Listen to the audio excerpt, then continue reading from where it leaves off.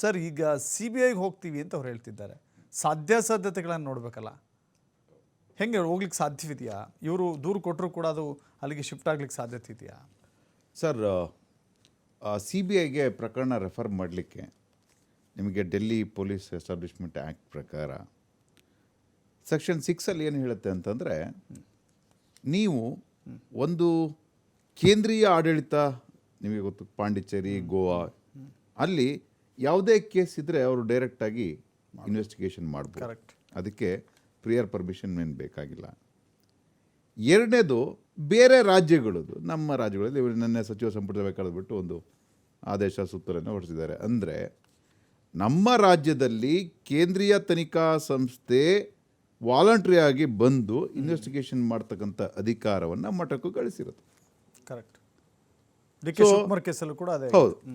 ಇವಾಗೇನು ಅಂದರೆ ಕೇಂದ್ರ ಸರ್ಕಾರ ತನ್ನ ಏಜೆನ್ಸಿ ಮುಖಾಂತರ ಯಾವುದೋ ರಾಜ್ಯ ಸರ್ಕಾರಕ್ಕೆ ಸಂಬಂಧಪಟ್ಟಂತಹ ಅಕ್ರಮಗಳನ್ನು ತನಿಖೆ ಮಾಡಿಸಬೇಕು ಅಂತಂದರೆ ಅದಕ್ಕೆ ರಿಕ್ವೆಸ್ಟ್ ಕೊಡಬೇಕು ಇನ್ ರೈಟಿಂಗ್. ಓಕೆ. ರಾಜ್ಯ ಸರ್ಕಾರಕ್ಕೆ ಈ ಕೇಸ್ ನಮಗೆ, ನಾವು ಈ ಸಂಸ್ಥೆಯಿಂದ ತನಿಖೆ ಆಗಬೇಕು, ಹಾಗಾಗಿ ನಮಗೆ ಅನುಮತಿಯನ್ನು ನೀಡಿ ಅಂತ ಹೇಳ್ಬಿಟ್ಟು ರಾಜ್ಯ ಸರ್ಕಾರ ಅನುಮತಿಯನ್ನು ಕೊಡ್ಬೋದು, ನಿರಾಕರಣೆ ಕೂಡ ಮಾಡ್ಬೋದು. ಹಾಗಾಗಿ ಇವಾಗ ನಿಮಗೆ ಅರೆಸ್ಟ್ ಬರೋದು ಇನ್ವೆಸ್ಟಿಗೇಷನ್ ಮಾಡೋದಕ್ಕೆ ಅನುಮತಿ ಸಿಕ್ಕ ಮೇಲೆ ಅಲ್ವಾ? ಸೊ ಹಾಗಾಗಿ ರಾಜ್ಯ ಸರ್ಕಾರದ ಅನುಮತಿ ಪಡೆದು ಅದನ್ನು ವಿಚಾರಣೆ ನಡೆಸಬಹುದು, ಇಲ್ಲ ರಾಜ್ಯ ಸರ್ಕಾರನೇ CBIಗೆ ರಿಕ್ವೆಸ್ಟ್ ಮಾಡ್ಬೋದು, ಈ ಕೇಸ್ನಲ್ಲಿ ನೀವು ತನಿಖೆ ಮಾಡಿ ಅಂತ ಹೇಳ್ಬಿಟ್ಟು. ಇದೆರಡೂ ಆಗದೇ ಇಲ್ಲ. ರಾಜ್ಯ ಸರ್ಕಾರ ಒಪ್ಪೋದಿಲ್ಲ, ಕೇಂದ್ರ ಸರ್ಕಾರನು ರಿಕ್ವೆಸ್ಟ್ ಕೊಡುತ್ತೆ, ಆದರೆ ಇವ್ರು ಮಾಡಲ್ಲ ಅಂತಿದ್ದಾಗ ಏನಪ್ಪ ಇವಾಗ ದಾರಿ ಇರೋದು? ಒಬ್ಬ ದೂರುದಾರನಿಗೆ ನಮ್ಮ ಇಲ್ಲಿನ ತನಿಖಾ ಸಂಸ್ಥೆಗಳ ಮೇಲೆ ನಂಬಿಕೆ ಇಲ್ಲದಂಥ ಪಕ್ಷದಲ್ಲಿ ಕೆಲವೊಂದು ಅಪರಾಧಗಳು, ಫಾರ್ ಎಕ್ಸಾಂಪಲ್ ಎಕನಾಮಿಕ್ ಅಫೆನ್ಸ್ ಇರ್ಬೋದು, ಆರ್ಥಿಕ ಅಪರಾಧಗಳು ಇರ್ಬೋದು, ಅಥವಾ ಹೈ ವ್ಯಾಲ್ಯೂ ಕೇಸಸ್ ಇರ್ಬೋದು, ಅಥವಾ ಸೆನ್ಸೇಷನಲ್ ಕೇಸಸ್ ಇರ್ಬೋದು. ನಿಮಗೆ ಸೆನ್ಸೇಷನಲ್ ರೇಪ್ ಕೇಸಸ್ ಇರುತ್ತೆ, ಮರ್ಡರ್ ಕೇಸಸ್ ಇರುತ್ತೆ, ಅಥವಾ ದೊಡ್ಡ ಫ್ರಾಡ್ ಇರುತ್ತೆ. ಇತ್ತೀಚೆಗೆ ವಾಲ್ಮೀಕಿ ಇರ್ಬೋದು, ಟ್ರಾನ್ಸಾಕ್ಷನ್. ಹೌದು. ಸೊ ಈ ಥರ ಕೇಸ್ಗಳಲ್ಲಿ ದೂರುದಾರನಿಗೆ ಏನಾದ್ರು ಅನುಮಾನ ಬಂದರೆ ರಾಜ್ಯ ಸರ್ಕಾರದ ಏಜೆನ್ಸಿ ಮೇಲೆ, ಅಥವಾ ಯಾವ ಥರ ಅಂತಂದರೆ ರಾಜ್ಯ ಸರ್ಕಾರದ ತನಿಖಾ ಏಜೆನ್ಸಿಯಿಂದ ದೂರುದಾರನಿಗೆ ಏನಾದ್ರು ನಷ್ಟ ಆದರೆ, ಅಥವಾ ತನಿಖೆ ಮೇಲೆ ಅವ್ರಿಗೆ ಏನಾರು ಅನುಮಾನ ಬಂದರೆ, ಅಂಥ ಸಂದರ್ಭದಲ್ಲಿ ಮಾನ್ಯ ಉಚ್ಚ ನ್ಯಾಯಾಲಯದ ಮೊರೆ ಹೋಗ್ಬೋದು.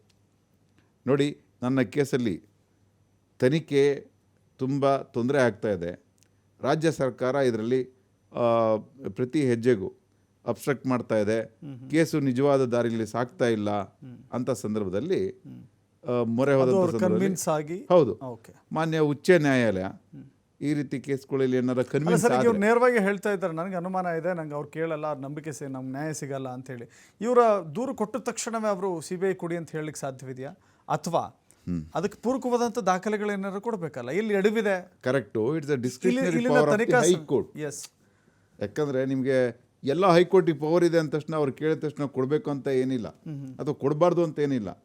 ಒಬ್ಬ ವ್ಯಕ್ತಿ ಯಾಕೆ ಈ ಕೇಸನ್ನು CBIಗೆ ವಹಿಸಬೇಕು ಅಂತ ಹೇಳ್ಬಿಟ್ಟು ಮನವರಿಕೆ ಮಾಡಿಕೊಟ್ಟಂಥ ಜವಾಬ್ದಾರಿ ಆ ವ್ಯಕ್ತಿ ಮೇಲೆ ಇರುತ್ತೆ. ಆ ಮನವರಿಕೆ ಬರೀ ಬಾಯಿ ಮಾತಿನಲ್ಲಿ ಮನವರಿಕೆ ಅಲ್ಲ, ಅದನ್ನು ದಾಖಲೆ ಸಮೇತ ಅವರು ಇದು ಮಾಡಬೇಕು. ಕರೆಕ್ಟ್.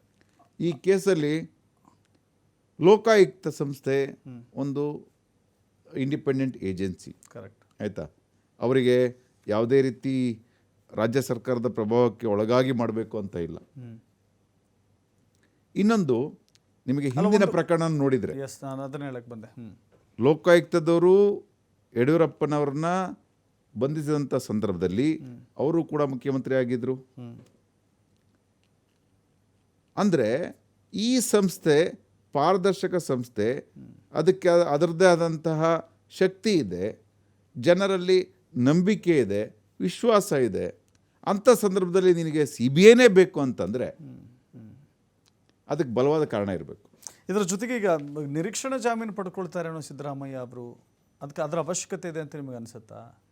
ಸರ್, ನಿರೀಕ್ಷಣಾ ಜಾಮೀನು ಪ್ರಶ್ನೆ ಉದ್ಭವ ಆಗೋದು ನನ್ನನ್ನು ಬಂಧಿಸಬಹುದೆಂಬ ಆತಂಕ ಇದ್ದರೆ ಮಾತ್ರ. ಕರೆಕ್ಟ್.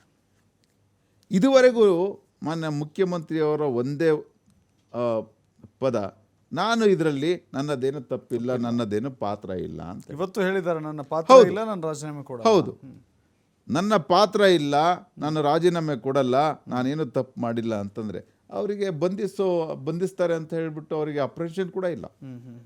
ಒಂದು ವೇಳೆ ಮಾಡಿದ್ರಲ್ವ ಬಂಧಿಸೋದು, ಹಾಂ ನೀವು ತಪ್ಪೇ ಮಾಡಿಲ್ಲ ಅಂತ ಹೇಳಿದ್ಮೇಲೆ ನಿಮಗೆ ಬಂಧಿಸ್ತಾರೆ ಅಂತ ಹೇಳ್ಬಿಟ್ಟು ಅಪ್ರೆಷನ್ ಅಂದರೆ ಹೆದರಿಕೆಯಲ್ಲಿದೆ.